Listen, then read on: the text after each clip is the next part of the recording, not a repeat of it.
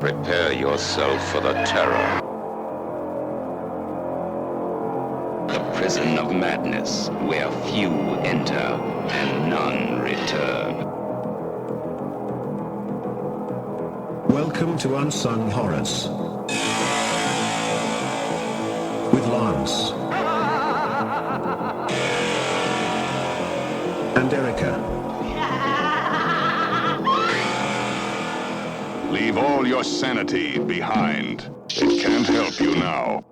Welcome to another episode of Unsung Horrors, the podcast where we discuss underseen horror films, specifically those which have fewer than 1,000 views on Letterboxd. I'm Erica. And I'm Lance. And before we jump into this week's film, I did want to just give a quick plug for our friend Clon Waldrip, or Flea Marked on Instagram. He has some zines for sale on his big cartel. I'm going to put a link to where you can purchase those in our show notes. The quantity is strictly limited. He only printed a certain amount. He's filling pre-orders right now. And it's the Ghastly Horror Society Compendium Volumes 1 and 2. I know Lance was in a previous zine that was Roger Corman focused. And, I love Klon's work. I love all the collaborators and all the artists and writers he gets. He does it best for zines. He really does. I think a friend of ours who also has a zine out is Ryan from Disconnected. He's got his Physical Media Advocate zine, so you can check that out as well for those of you who are more physical media focused, or just, grab both. They're our friends. They put out good stuff. They do good work. So we'll have links to both of those in show notes for you to check out. Yes. And Erica. Yes. It's time for me to give you your presents for your birthday. Happy belated birthday. It's April. It is April, but I had mentioned on a past episode that I got, I had some stuff on order. I know. So I don't know if you have these. Okay. One of them you're going to hate. Oh, God. And I'm going to love giving to you. So you're getting it for me so that I'll give it back to you. So it's really a present for you? Yeah, essentially. Okay. Yeah. All right. I mean, we'll see how it works out. Okay. Also, your house is just covered with beautiful one sheets. And, you can tell that this is what I got, a few of these. So I'm going to hand them to you one at a time first. All right. So here's one of them that I think you'll enjoy. You might already start seeing what we're talking about here. Okay. Oh, God. That's a good one. I mean, yeah. And if you're not going to hang it up, like I said, I will, but it's the one sheet of Dr. Heckle and Mr. Hype. But it's got Oliver Reed on it, and he does look, I mean... It's got two Oliver Reeds on it. It's got the gross Oliver butt nose, but then he's got regular... Just hold on to it. I'll think about it. Yeah, hold on to it. I mean, all posters that go up have to be a joint decision in this house. Yeah, absolutely. I get it. I mean, I get a little bit of say when it comes to certain posters. I'm like, okay, Dawn of the Dead, that's never coming down. That's my prized possession. Well, I'm sure John would never argue against that. No, he would never argue against that. And does he hate that movie as much as you do, Dr. Heckle and Mr. Hype? I don't think he watched it with me. Okay, I didn't. So I have a chance. You might. We'll see. Okay, and here's another one that I don't know if you do have. Okay. But it has a little. It also has a little sentimental value, just like Dr. Heckle and Mr. Hype. This one I think you would enjoy a bit more. All right. But let's see if you have it. When you open these. In one sheet. Oh. Do you have this one? We do not have this one. Okay, Thank you. I love the design on it. I like it way better than the what's it like the knife in the face, like the colored one. Yeah, I don't like that one. Sorry, folks. I got a one sheet for Scalpel. Yeah, it's cool. It's like a gray tone, black and white. It's like silver. Yeah, in the text. I love it. Thank you. And it's in pretty good condition. This one, more so than the Heckle and Hype. Great condition. Some of the ones we have are really beat up. Thank you. Yeah, happy belated. Heckle and Hype and Scalpel. One of our earlier episodes that we covered. Check out those episodes if you haven't. Yes.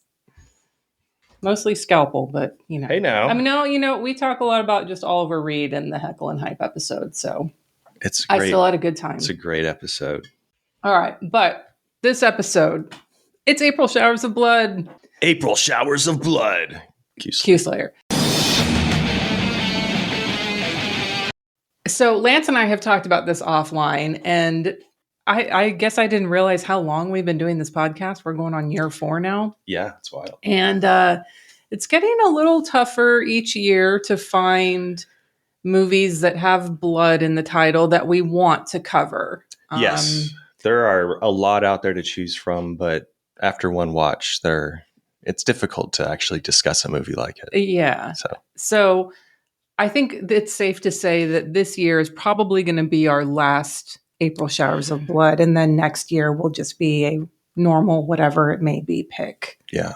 It's the end of an era. Yeah, I mean, relish in the blood that shall flow this month.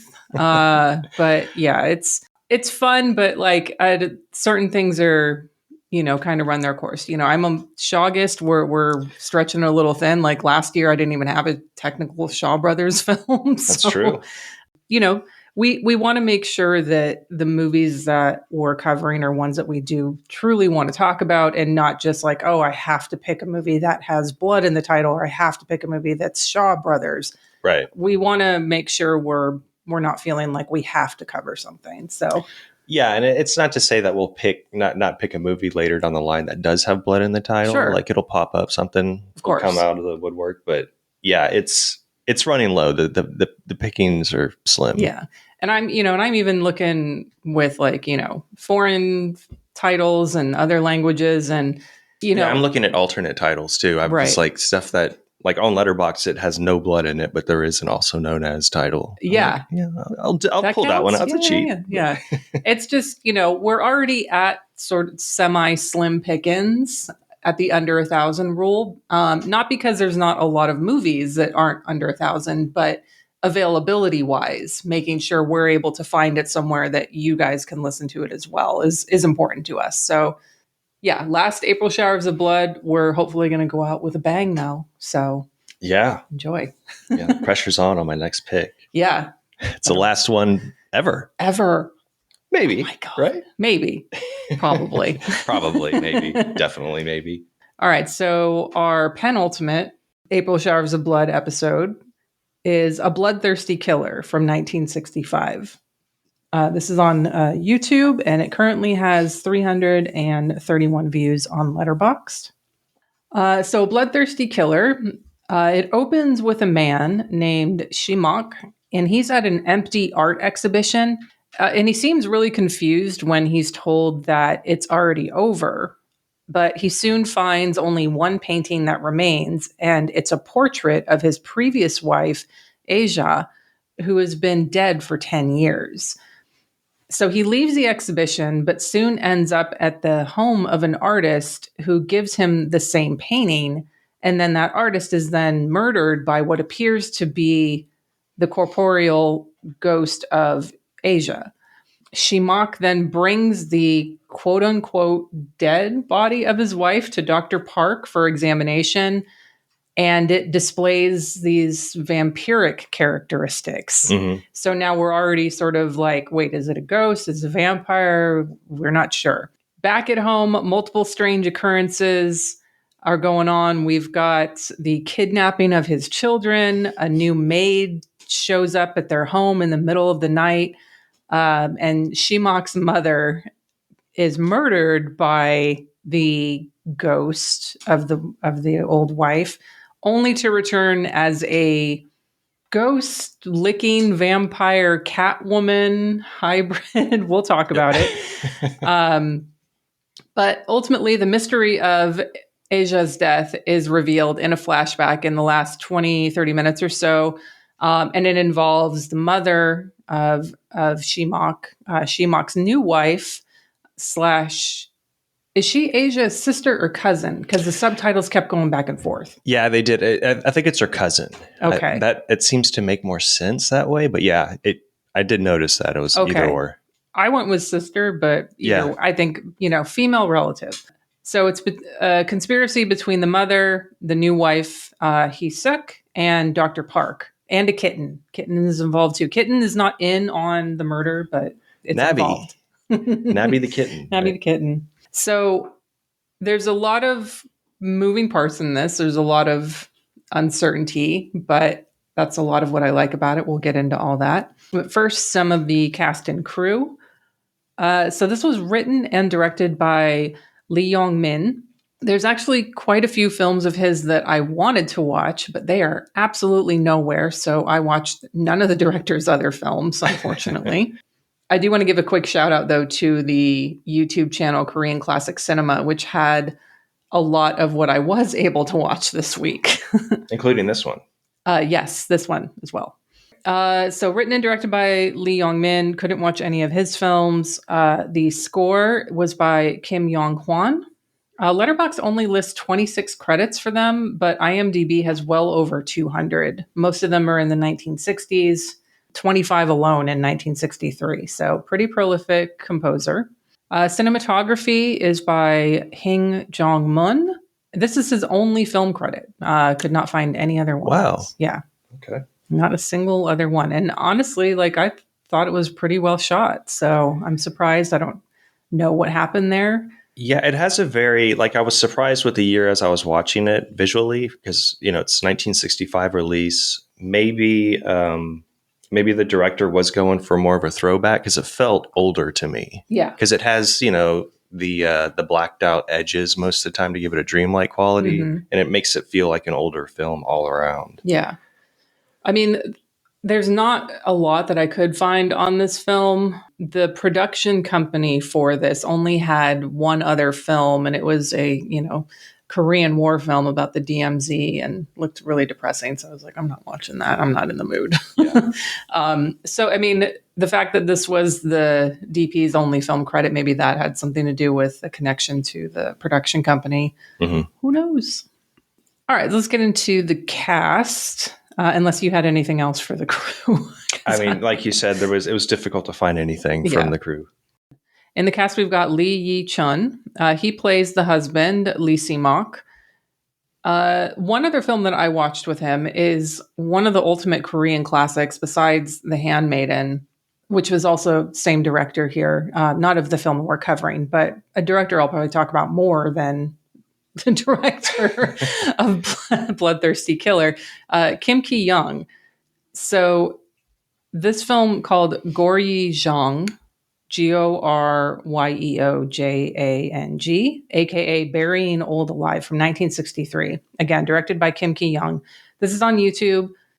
If you're not feeling great, maybe don't watch this one because this movie is a huge bummer.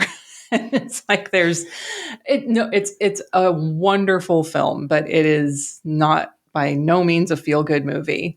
It's a historical drama, and it's really about this village that is going through a famine, and they have a tradition where the older generation, once they hit age 70, they're supposed to go up to the mountain to die so that they're no longer a burden. But this one man, his mother had married another man, and he already had 5 sons. And the other sons picked on him because there's this prophecy that the one son is going to end up killing the other 5. And so they start picking on him. He ends up getting crippled from a snake bite. So his mom takes him and leaves, and they just become solely dependent on each other. They end up in this village that's going through, they're in the same village, but they live in another part of the village, so not with the husband and the 5 brothers anymore. The rest of the film is really all about there's sort of a folk horror element, I guess, because it's these sort of traditional beliefs that are happening, and a shaman who is saying oh, he's gonna kill them, he's gonna end up doing it, and there's all these elements, and it's just depressing because everyone is just starving during the film, and no one is. There's probably one likable character in this, and it's a child, which is, difficult for me to reconcile. But, spoiler, she does die. So, oh, damn. Okay.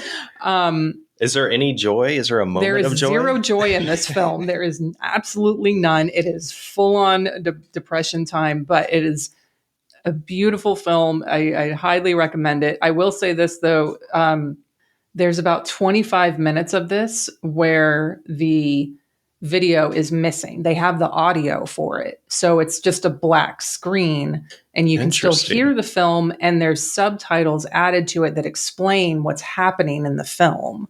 So you can still follow. So it has the subtitles for the spoken dialogue. Correct. And then a breakdown of what's actually exactly. missing. Yeah. Wow. So I didn't know that before going into it, that this was the situation with this film. And then I like paused it and I looked at a few. I'm like, is there another version of this somewhere where it's not incomplete? No, this is what you get with this film. But it's frustrating, but it doesn't take away from the rest of it. It's about a 2-hour film. It's about 20 minutes or so. It's fine. I definitely recommend watching it. Cool. Not when you're in a downer mood though, because it'll just bring you down even further. All right. So the husband, he's in that film. The first wife, Asia, is Do Kumbong. She's in a film I watched a year or two ago called Public Cemetery Under the Moon from 1967. And I really like this one. It has a very similar plot to Bloodthirsty Killer. There's a revenge plot, murder, ghost coming back for revenge. Almost too similar for a double feature. So this isn't one that I would pick for that. And I wouldn't want to watch it within too short of a time next to Bloodthirsty Killer. But I definitely would recommend that. I think I might have had to download that one. I don't remember where I watched it. It was last year, but... Okay, then we have the second wife, Hyesik, also the cousin or maybe sister of the first wife. She is played by Lee Bin Hua. Then we have the mysterious woman, the maid, who shows up in the middle of the night. We find out at the end, and also we are spoiling. Sorry, I always forget to say that around the summary. Whoops. No, it's fine. The mysterious woman turns out to be a bodhisattva, and she's played by Gang Mun. And then we have the mother played by Jeong A. Ron. She's my favorite. She's the star of the show, without a doubt. Her acting is like phenomenal. She's so good in this. We'll get into all of her. And she plays the young part and the old part? She plays both, yeah. Because the old makeup looks good. For that year, yeah, it's good for that year. It's well, and for the way it's shot too, it's very kind of, like I said, blacked out on the corners. It's dark. It looks good. It looks good for that, yeah, for sure. I mean, I really thought she was kind of old at first, like in the beginning. I'm like, oh, and then she came out as a young actor. Yeah, she's a star. Yeah. She's in another movie that I watched and really enjoyed called The Devil's Stairway, aka The Evil Stairs, from 1964. This one's on YouTube. Easiest way to summarize it is Korean Diabolique. So nice. if you've seen that, then you like that film, which obviously you should. Everyone should. Are there people out here like, fuck Diabolique? Yeah, I bet there's some haters out there. Let's look for some 1-star reviews on Diabolique. Hold please. No, I'm just kidding. All right. And then we have the most films that I watched out of any of the actors were with Dr. Park, Nam Kun Wong. So there's one I'd actually seen before with him called The Hut from 1981. I think I watched this for Junesploitation, not last year, but the year before. I gave it 4 stars, so I really liked it, apparently. I feel like this is probably something I would revisit, or if it came out on Blu-ray, I'd definitely pick up. And it's about a young woman who, I feel like she's probably some kind of shaman or something to that effect, but she's called in to help a family get rid of some demons that it has. I think all the sons die really young, and there's one in a coma or something like that. So it's sort of like an Exorcist type film, but I think much more sort of folk horror-y type film. I don't remember it. I have the worst. I'm sorry, people. Listeners must be so frustrated with me. Like, God, Erica can't fucking remember anything. No, not at all. I mean, and they know what you like. So if you're recommending something, I think they know what they're getting into. Okay. So that's fair. Thank you. And your memory is fine compared to mine. Okay. I mean, we're both like 60 in our 60s. So yeah, it's hard to retain. You look good for 64, Lance. I mean, I try. Yeah. It's being a vegetarian, folks. It helps. Yes. All right. One other film, or actually, there's a few others. There's The Insect Woman from 1972. This is on Cave of Forgotten Films. I'm going to be honest, I did not finish this. And that's not because it wasn't good, but I honestly, I will get back to it eventually. But I just wanted to point folks to it since it's on Cave and it's in this wheelhouse.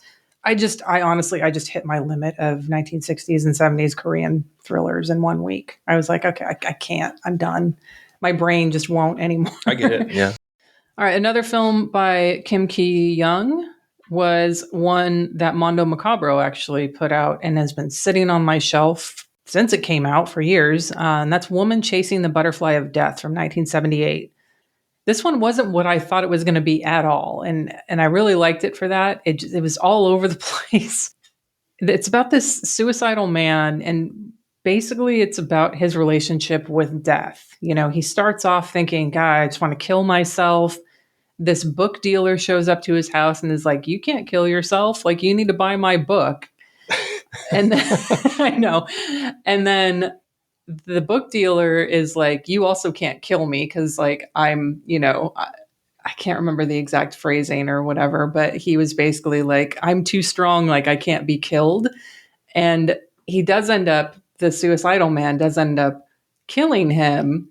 The book writer? Yeah, he tries at least, but the book he stabs him and he's sitting there in his hut and he's just like still chatting at him like, you got to read the book, you got to read the book. And so eventually he's like, I got to get rid of this body. So he goes to bury it and it comes back and he's like, see, I told you, like, my will is too strong. You can't kill me. And then he burns him and his skeleton comes back. And you know, like in Ship of Monsters, like the skeleton that's just like, it's like that. It's so fun. Or like House on Haunted Hill. Yeah, it's all exactly. Yeah, it's fun. That sounds amazing so far. It is. And I'm kind of guessing where it's going.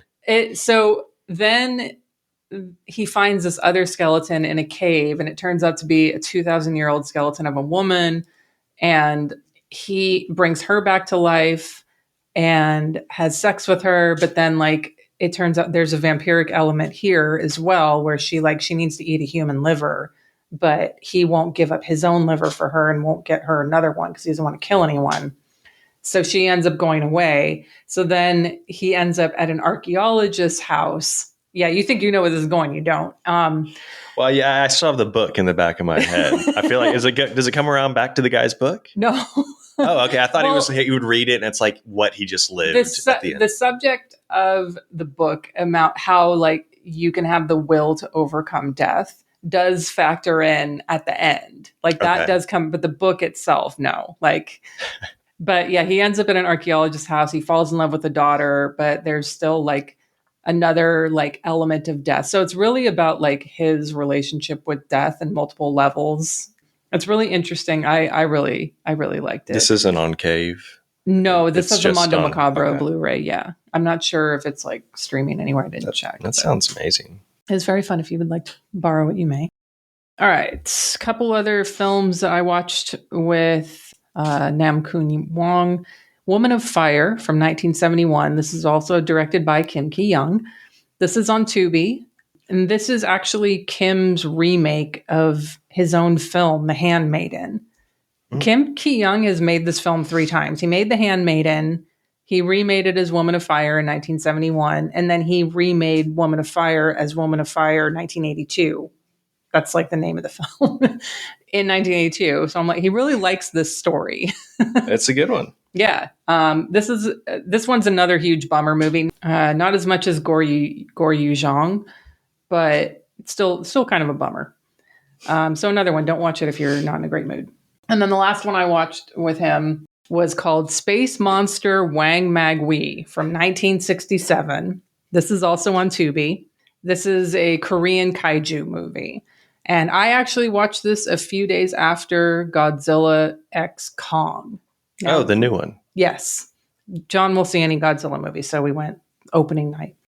So Lance, I'd like you to guess which movie I liked more, Godzilla X Kong or Space Monster Wang Mag Wee. I think you like the Wang Dang Noodle Man. You're correct. So And I liked it much more, even though it is a comedy kaiju. Oh, interesting. There's some very slapstick potty humor going on in this film. It's a lot of bodily function jokes, but it's weird because, or I guess I should say it's interesting because it has these unique moments capturing the chaos unfolding as a monster invasion is disrupting real life.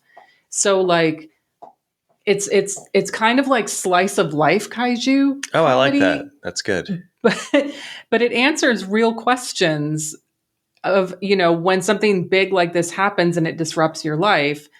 It answers a big question like, what do you do if you have to take a shit and you're trapped in a subway station with thousands of strangers? Right? What do you do? Well, what do you do? Is it in the movie? I'm not going to spoil what you have to do, but you get the answer in this movie. I love that. That's why I really enjoy like Godzilla Raids Again, because it has like just a random story, I think, of these prisoners that escape.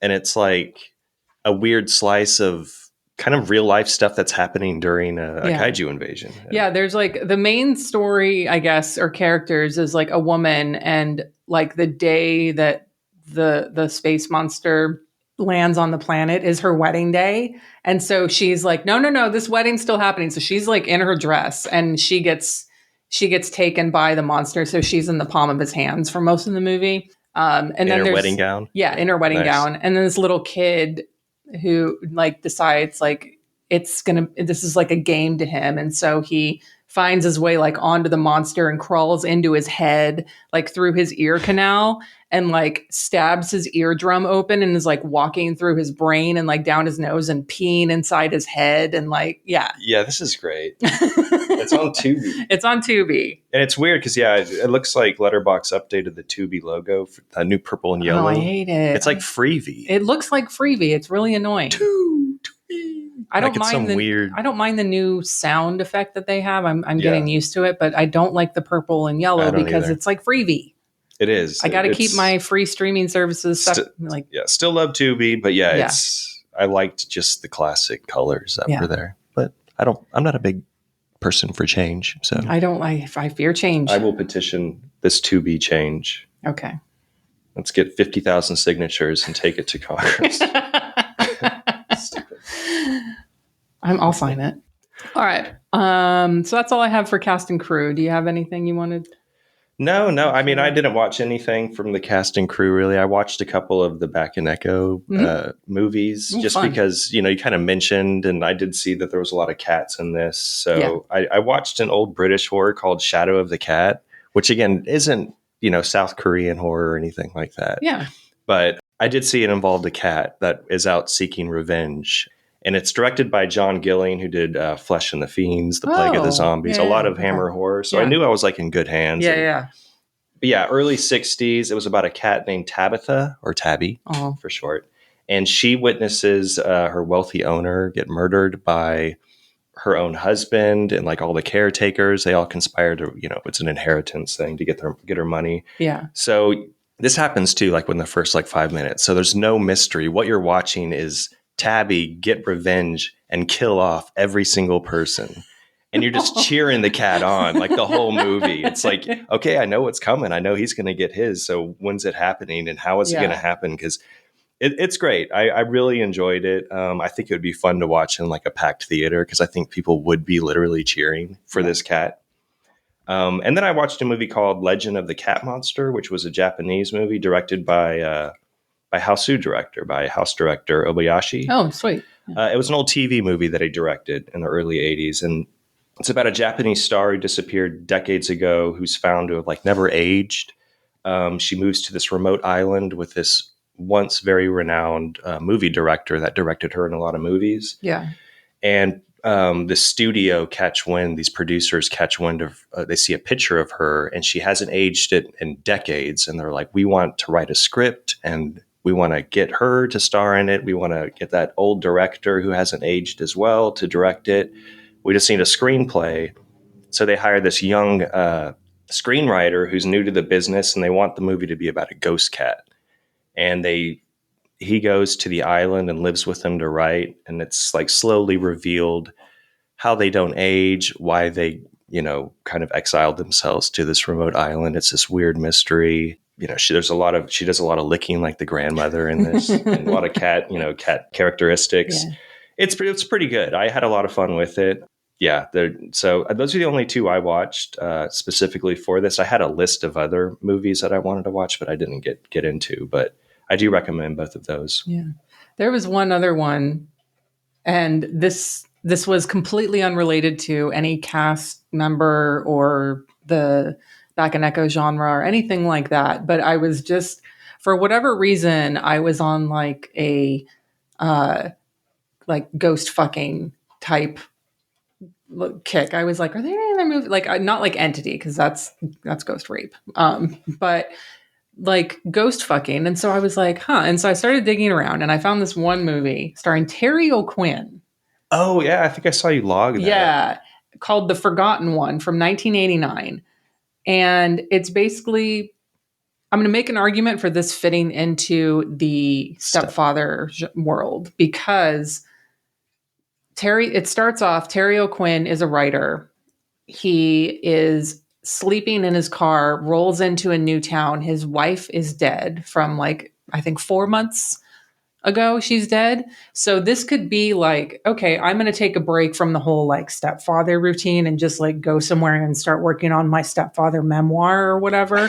But then, the house he rents or buys or whatever turns out to be haunted by this woman who was killed 100 years ago. And so she's in love with him, and they end up having sex. And I'm like, oh, he's ghost fucking. Okay.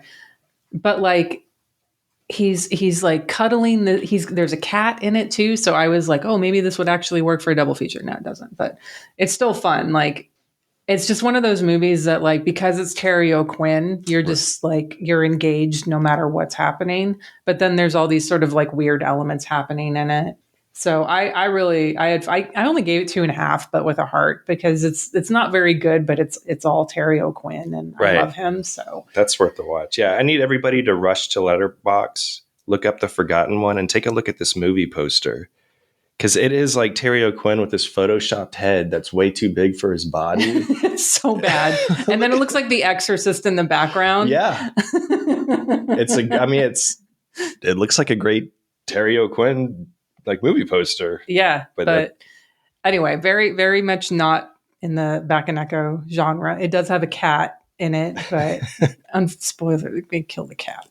But Terry OQuinn's really upset about it. He doesn't. Okay, he doesn't do it. No, he doesn't do it. The ghost kills it, and he's like, why did she kill the cat? He's really upset about it. Yeah, well, there's an animal killing in this movie too. Yeah, in Bloodthirsty Killer, and that's my least favorite moment. It is. Yeah, it's well, there's technically 2, because the husband kills the dog. Yeah, that's true. And then when he kills grandma, she turns into a real dead cat. Yeah. I mean, maybe they used it for medical purposes afterwards. I mean, maybe it could be just sleeping, right? No, that cat was dead. Okay. I mean, it could have been crazy drugged, because it was moving with no, he was picking it up, and he was just all limp and dead. Could have been drugged. But at the same time, you shouldn't drug an animal for. Sometimes you have to. Well, I know, but not to shoot I don't know. Okay. This is the 60s. Yeah. And he didn't really kill the dog, the German Shepherd. No, it's all off screen. You don't see that. You hear the dog yelping. Yeah, that was my least favorite scene. I feel like the dog wasn't going to attack him. I don't know. Yeah, he was just wanting to play. I mean, he fell out of the window. The dog was vicious at one point, and then he just kind of stood there and looked at him, and the guy just started stabbing him. I do like that scene though. It's one of the comedic moments that I really like, where he's just hanging out the window, and the taxi driver's like, "Are you going to come up or are you going to go down? What are you going to do?" It's long. He's pulling him up, and then he starts, I'm just going to fucking cut this sheet or curtain or whatever it was. Mm-hmm. I did want to circle back to the Bakeneko genre though. So I mentioned it in the last episode in case folks have not listened to that, but this genre in particular it's a Japanese genre, and but this film is clearly borrowing elements from that because it's about a woman who's murdered, and her vengeful spirit comes back to haunt those who wronged her in the form of either a cat or like a cat-like woman. As far as like the genre itself goes, it's based on legend, but films in this genre were coming out as early as the 1930s and 40s. But really, you see the majority of these films in Japan in the 1950s and 1960s. And even, you can still find a few here and there sprinkled throughout in the following decades and even more modern ones. But the vengeful cat has made its way into other countries' films, like the one that you mentioned, the Shadow of the Cat, this one. And so I think a lot of that has to do with not just like seeing Bakeneko in particular, but the idea of this link between the cat and the feminine and that vengeance aspect. And like, I think people connect cats to witches and that feminine element as well. And so I think the whole thing makes sense. And there's also the sort of sexuality link to it too. If you think of like, the Cat People movies, Torner and who directed the 82? Schroeder wrote it. Who did he direct? I think Schrader directed it. He might have. Yeah, he might have directed it. Okay, yeah. Paul Schrader. Yeah, Paul Schrader wrote and directed. Okay. Oh no, Alan Ormsby also wrote it too. Good for him. I love him. So I was thinking about like, okay, well, this is clearly borrowing a lot from the Bakeneko genre, but there's also just the sort of feminine or cat element to it that you see in a lot of other films.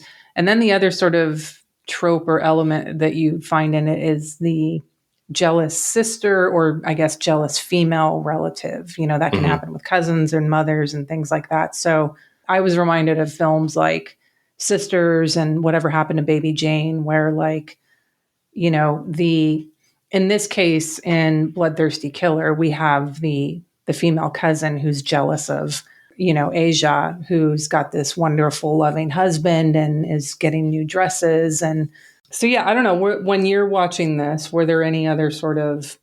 Yeah, I mean, again, my memory is kind of playing a role here, and I just can't remember names of movies. It did remind me of some Shaw Brother movies that I'd watch, during Chagas especially, where there'd be a jealous friend who, kills the best friend to get to the husband. Yeah. And then the revenge takes place after that, or there's some sort of haunting after that. I don't have specific titles. Okay. Got nothing. Besides like just all of those different elements or genres, like or tropes and all that coming into play here, I think what I really like about this is the structure of the narrative, and like just right from the start, we feel like we're trying to play catch up. Yeah. But that's a good thing, like I like a challenge. I like that a movie is doing that to me and not just start like, let's show the like if, you take the back end and put it in the front and then let the rest of it play out, you're taking all the mystery out of it. Yeah, for sure. And I respect it. It's a smart way to set everything up and kind of leave it in the hands for the viewer to just watch everything and kind of guess as it's happening. Because I love how it just throws you into this supernatural mystery. Yeah. Like you have Shimak go into this empty gallery and he picks up this red portrait, which you find out later is painted in blood. Mm-hmm. And it just starts, one of my favorite scenes, happens in the first, whatever that is, 7 minutes. And it just melts, like starts like breaking apart. Great effect. And you're like, okay, first off, you have no idea that it's his ex-wife for a long time, or his murdered wife. Yeah. And to me, it started off, I did get a, talking about, vibes or reminiscent of other movies, Suspiria. I got a Suspiria vibe. Yeah. Because it starts off, you're thrown immediately, and it's less action than Suspiria, but, you're following this character. You're trying to figure out who this character is, like with any movie. And they're dropping elements and hidden, clues where you're like, what is going on? Yeah. He sees this painting. A strange driver takes him past this forest. Again, that reminded me of Suspiria with those. It was the first day of May, and he said there's all these ghosts that are out. Yeah. basically like it's the first day of May. I looked it up. I couldn't find any I did significance. too, yeah. Same thing. Like John was like, is May the 1st like a superstitious day or something? The only thing I can think of, and this is a stretch, is that because the number 4 is unlucky, maybe it's because it's 5 minus 1. So any combination of numbers that can somehow result in a 4 can be an unlucky day, maybe. Yeah, but I think like days and things like that that are like 4 are unlucky for whatever. So it's like every day in April unlucky? I don't know, So yeah, that's one of my favorite scenes too, like is when they're driving by and he just casually says like, it's the 1st of May and all the ghosts and spirits are out, and you look over and there's all like ghosts like wandering around in the forest. I'm like, oh shit, he's not joking. Yeah, it's like the scene from the passing car window. And it's just real creepy. And I kind of paused it too, and it looks like it's just like women kind of just moving real weird. In like sheets. Like later on, it's when Aja is reveals herself to the mother-in-law. It's like she's in a fitted sheet. Yeah. Did you notice that? You can see like the elastic band like around almost her head. Yeah. I thought that was great. But no, yeah, getting back to the movie, I think I love the order that it's presented because, like you said, most movies like this would start off, kill the person, and then we start following the revenge, and then the end of the movie, and we get like, okay, the vengeful spirit gets what she deserves. Yeah. But I love the way this is broken out, and then you don't get your answers till an hour into the movie, which is really cool. And you never even really get true answers to, I mean, they call her a ghost, but all of the characteristics that she's displaying and that grandma is displaying are this weird combination. And I understand like with part of the element of the Bakeneko is the cat licks up the blood and then it becomes this sort of vengeance demon. And so I know there's an element of blood. And even in like, Hong Kong, you have hopping vampires and they call them ghosts but they're actually vampire, so there's a lot of like gray area with like what sort of supernatural entity it is. And I'm fine with us not saying like it's a vampire and drawing a line, or it's a ghost or a demon or whatever it may be. It's a little bit of everything. It is. Yeah. And I kind of like it for that, because then it's just this, grandma's just over here looking in a mirror and she's a cat and she's licking herself. And it's the greatest. And it's like, okay, is she a demon? Is she a cat? Is she exactly. It's creepy because the grandmother's murdered with the rock, and I guess her body is taken over, her physical form. So yeah, it's a lot of like ghost stories kind of thrown in together. And yeah, is she a vampire? Is she an undead?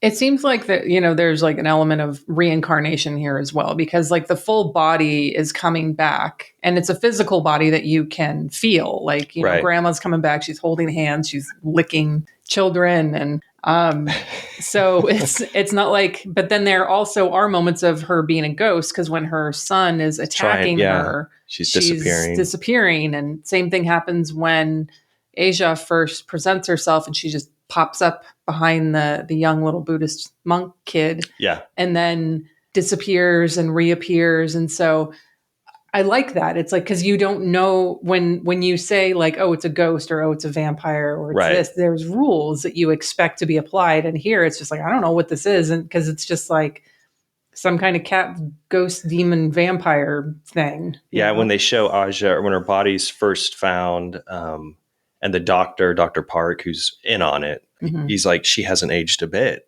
He listens to her heart, and it sounds like a 1940s like flying saucer movie. It's all it's so good. But then he examines her, her teeth and her eyes, and she's dead. And her blood's thin. So it's very interesting how they throw in all these different genres of like monster movies. It's like they either don't show up in the mirror like a vampire, or they do show up in a mirror, but they're a cat. Right. Or they show up in a mirror, like you said, like a vampire, and you can't see the reflection at all. Yeah. Yeah. It's good. It's good stuff. Yeah. So I think all of that and all of these really fun parts are, it's grandma. Everything that she does in this, I love. Yeah. She's she's not the one who like kind of gets the murder plot going, but she definitely it's not her idea at first kind of thing. Like, obviously the cousin is jealous and has some ideas, but the mom is really the one who gets the plan in motion. She gets the potion. Oh, I didn't mean to rhyme. Then she gets the lotion and puts it in the basket. Yeah, she does it. She does the killing and stuff. She administers or gives her the poison. Yeah. Does she give her? No. The other, I guess the cousin / sister gives her the stuff to make her deaf and mute for 20 days. She does, yeah. And but when Grandma comes back to life, I mean, she's already like, she's just coming in. She's creeping around like a cat. She's like spitting at the statue. I love the growling. There's a lot of growling. Yeah. There was one scene where the grandma, like somebody, like they come in and they're disrupting her licking. And she's all like, it's just, I love it. She goes to the Buddha statues and just the growling is perfect. Yeah. Her licking her grandchildren and like the little kid being like, I don't want to stay with grandma. She licks us. There's one other moment where when the artist gives the painting to Shimak, there's like a bowl that he's licking the bowl at some point. Oh yeah. In the very beginning. Yeah. In the very beginning. And it's like, what the fuck is that? But then when we get the flashback later on and we see, okay, the wife Asia had, manipulated the artist and she went to bed with him. That's another favorite scene too, because when they're under the covers and her cat feet are sticking out underneath there. Those look like real cats. Like I think it was like a split screen, like a pan over. Like those weren't fake legs, were they? They looked kind of big. So maybe if it was a split screen. Yeah, and I feel like it was a tiny bed that a cat was really under because the tail, it looked really effective to me. It could have been. I mean, that'd be awesome if it is. It could be fake limbs though, like the anatomy of a fall dog that he uses in all his pictures. Either way, I loved it. So I was thinking, okay, so when we first meet him, he is actually already dead, right? Because if she killed him and I just thought because he's like licking the bowl, like he's already demonstrating cat-like behaviors. Yeah. Maybe he's dead too. It was the bowl that bowl wasn't the bowl where her blood was it when he was painting? I thought it was. Okay, that's what I was thinking too. Yeah. So I didn't know if he was like, because I don't think he was murdered at that point. I think he was murdered. I know he got murdered at the beginning by her, but I'm like, well, maybe he got like ghost murdered by her. Like, or maybe, I don't know. He could have just been completely mad and like he smelled her and he was like, for the last 10 years, he's just been like losing his mind and he drinks blood. Like maybe he's turning into, I don't know. Maybe he's like halfway there. He's like, okay, he's not fully transitioned into cat, ghost, demon, vampire, but he's sort of there and he's drinking or licking, lapping up blood. Lapping up. Don't know. I don't know. Like you said, there's a lot to like kind of interpret and they don't really answer a lot of questions, which is really great. Yeah, no, I don't need an answer for it. I was just like, it was just one of those things that I was like, oh, I wonder if he's dead because he's doing this thing or like this happened. Because you get part of the picture or the puzzle at the end. So I had a few other like sort of favorite moments. We talked about the melting painting, everything grandma does, the cat feet under the covers. When Asia and Hisuk are in like the barn where her body was like walled up and she's out and like she's like beating her with a stick.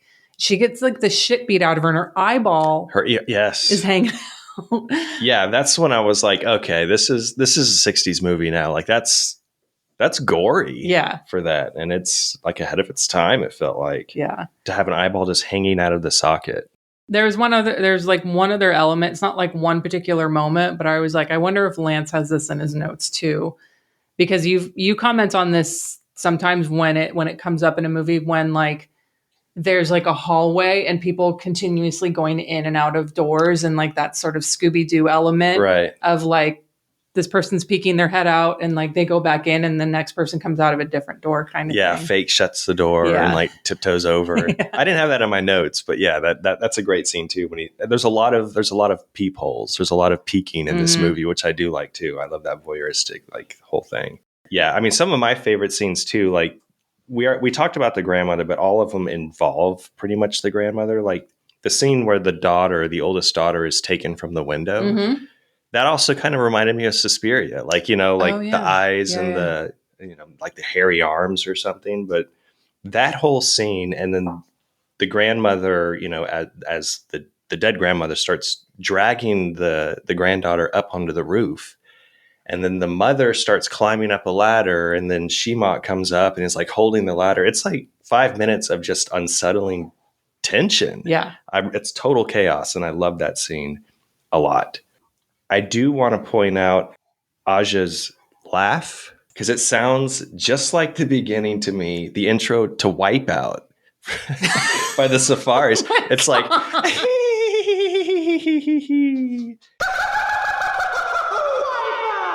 but yeah, every time the laugh, and it's throughout the movie, I just wanted to start busting out and Wipeout. I'm like, I loved it. And her movements too, kind of just slowly walking to like floating, very effective, creepy, Yeah. unsettling stuff. We mentioned like, some of the gore already. And as far as like the deaths throughout the film, the artist is the first one who we see get killed. Dr. Park, his death is pretty gnarly. He gets electrocuted.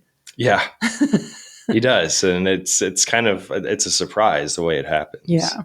That mystical stone that's given to Seamok by the mystery lady. So he throws it at grandma, and because she's like hanging from the ceiling like a cat. Yeah, I love that. And she comes down and she's just got like the one cat arm and claw hand.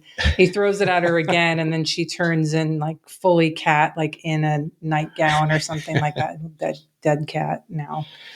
Yeah, and then when she's hanging from the ceiling too, Shimok throws a knife and she catches it in her teeth. It's all, kind of reversed film, but it looks great. It does, yeah. I love it when Aja is poisoned and she starts combing her hair. Yeah. And then clumps start, she's like, oh my God, I really am poisoned. Yeah, like, and then all of a sudden, like half of her face is burned. Yeah, it's from like poison. Yeah, it's weird. It's like a scene from The Fly. She's like slowly just deteriorating, like she's quickly deteriorating. Yeah. And when she pulls Nabby, the kitten, out of her dress, those are my favorite moments too. It's just like, boom, I got a kitten in here. Yeah. She when she stabs herself too, that another death. So she stabs herself, and then the kitten starts like lapping up the blood, but then the kitten gets walled up with her, and then it just like eats all of her skin and meat and everything like that as it grows up for, I guess the cat's in there for 10 years and eating the flesh. Yeah. And that's one of my favorite lines is when she's breaking down the whole story. She said, I raised the cat with my rotting body. Yeah. And it basically, eats the muscle, the tissue, cleans the bone, cleans it to the bone. And then is that the cat that emerges in the window and he's very dopey looking? He's got just a dopey look to him. It's definitely not the same cat. Well, I don't know if he's like 10 years old or 10 years older, but I don't know if it's intended to be or what, but yeah, it's a dopey looking cat and I love it. It is. Yeah. I mean, there's a lot of dopey looking animals. Usually they're male animals, like male dogs, like labs or something, but this cat has that look. He's got the dopey tomcat look, like the big saggy cheeks. Yeah, he's like, when I love seeing these cats when I go out for walks, like these stray cats, and they're not going to come to you when they have that look. They're just looking at you like, fuck you idiot. And then also the scene where she is poisoned, Painter shows up, and he's basically, I love this scene because it's so, I don't know, such a man thing to do, but he's like, just gives it all up. Oh shit, you've been poisoned. Before you die, let's fuck. He's like, let's fucking do this. Like, give it up. And then like 10 years later, it's the same thing. Yeah. He's like, I thought you were dead, but I'm DTF, let's go.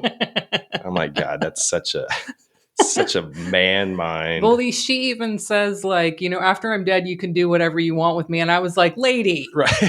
But then I was like, well, you know what? Actually, good for her. She's giving consent for necrophilia. So, there's a carrot at the end. She's dangling that carrot. Like, that's pretty much all my notes. I mean, I know it's a little all over the place. We didn't go, we never do go through it from beginning to end, but, anything else? I mean, the ending is a wild one with, the children are the little statues and they come to life. It has like a lighthouse, Eggers, the lighthouse moment where the light shines. Oh, yeah. Kind of I don't know. I just got, because the black and white, and it's like this, I guess it's one of the bigger statue of Buddha shines this light from the stone that's placed in its forehead, and it shines on the portrait of Aja. And I was like, oh, this is, it's an okay ending. It's uplifting. He gets his children back. It's fine. Sure. I mean, obviously I'm rooting for something else, but I'm like, this movie is not going to kill children. You know, it's got the Bodhisattva in there who's sort of like, she just shows up, and, you know, it's kind of, the ending, you know, it's fine. Like I liked seeing how the whole scheme of everything played out, and like how you can go back and look at certain elements and see other things. But I think this sort of Buddha ex machina just doesn't really work for me. You know? Yeah. And the portrait turns into like this lotus flower, which is like, you know, awakening and beginning of, you know, a cleansed spirit or something. Yeah. So I get it for the time, like for 1965, it kind of makes sense, but also like what was presented beforehand, it's like, I don't know, it kind of contradicts like how creepy those moments are and how kind of smart the story writing is, and the non-linear progression of it. I was fine with it though. Yeah. So recommendation. Yeah. Oh yeah. Totally recommend it. I mean, it's for the grandmother's performance alone. Yeah. I mean, it's like I said, it's a lot of like mysteries. It throws a lot of mysteries at you, which I always love. And they're like are legitimately creepy moments throughout this. I think some of the cat moments are real effective, and yeah, I would recommend this for sure. Nice. What about a double feature pick? So for double feature, like I said, a lot of them, there were multiple scenes that reminded me of Suspiria. Even there's like the hairy arms in Suspiria, I think, that look like cat arms for a second. Shadow of the Cat, I think that British horror from 1961 that I watched would go really well because it is literally a cat literally killing people. So there's the whole revenge aspect. But I'm going with the movie that I both kind of love and hate in kind of this ridiculous manner. And that's Mick Garris's Sleepwalkers from 1992. We've all seen I used to watch that all the time as a kid. The first time I watched it was in the theater with my mom. Oh, wow. Okay. And there's some mother-son incest going on. So it was a very uncomfortable watch. She loved and still loves Stephen King. She would read and watch anything and everything. So when this came out in 1992, I watched it with my mom. Yeah. Sitting next to her. But I think everybody knows this is Stephen King's first film that isn't based on a previous work of his. He wrote the screenplay. But a lot of shape-shifting into cats and stuff from the mother and son. I saw it years ago at a Terror Tuesday. It was a 35 millimeter print. I'd probably give it a higher rating. It's due for a rewatch for sure. But I think just because of the cat element, incest is one of our favorite things. So bring it anytime. Throw that in there. Yeah, I would go and do Sleepwalkers. Nice.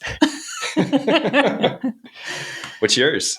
Yeah, so I mean, like this film that's pulling in multiple sort of genre elements and tropes and things like that, there's a lot of directions I think you could go with this. I think you could go with a dead ex-wife still in the picture, Rebecca double feature, the blood paintings that came up, Blood Delirium, Color Me Blood Red. You could go that direction.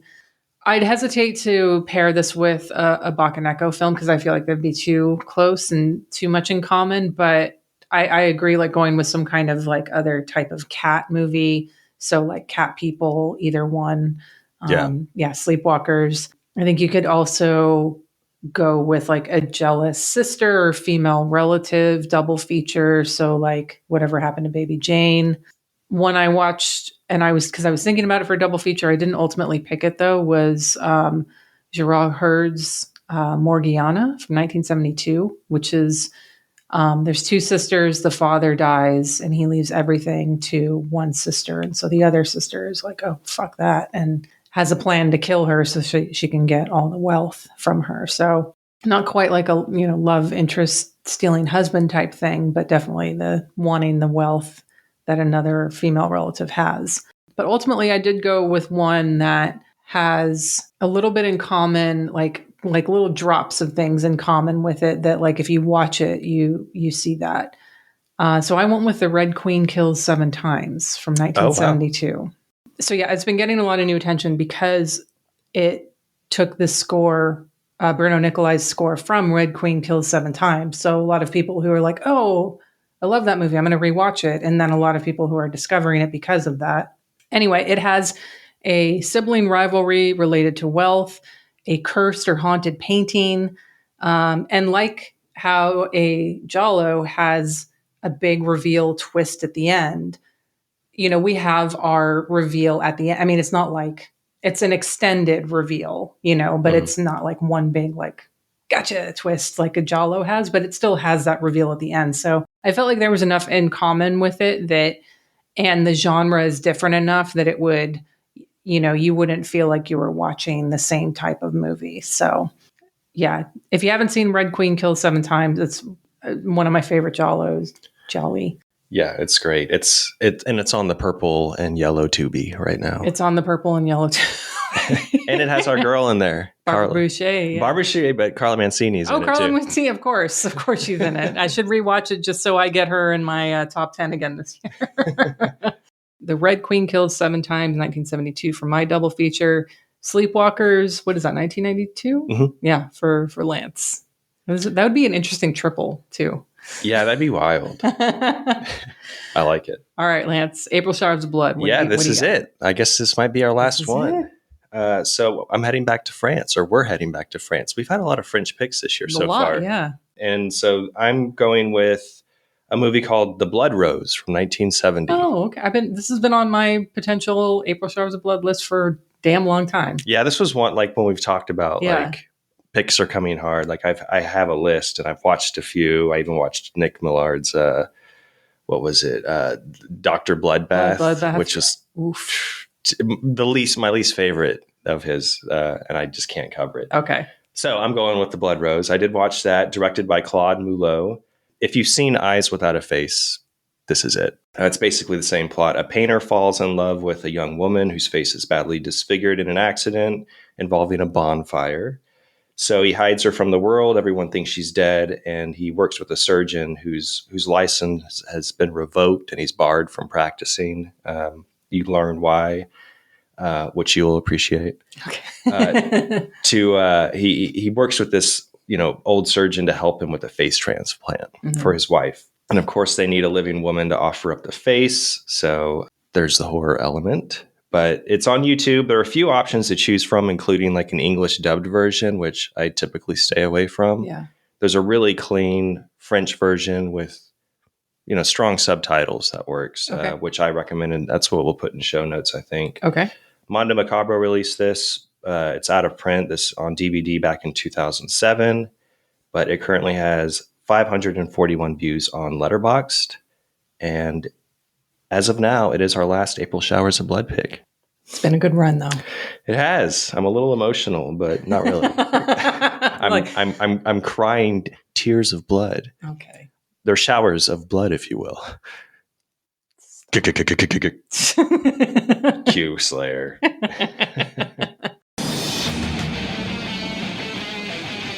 All right. If you're not already, you can follow this podcast on Instagram, Twitter, and Facebook, all at Unsung Horrors. You can follow me on Instagram, Twitter, and Letterboxd at Hex Massacre. And you can follow me on Instagram and Letterboxd at L Schibi. And don't forget to check those links in show notes, not just for the next episode, but for those zines that we mentioned from our friends Klon and Ryan. And we'll see you back next episode for The Blood Rose. Wipeout. Bye. Bye.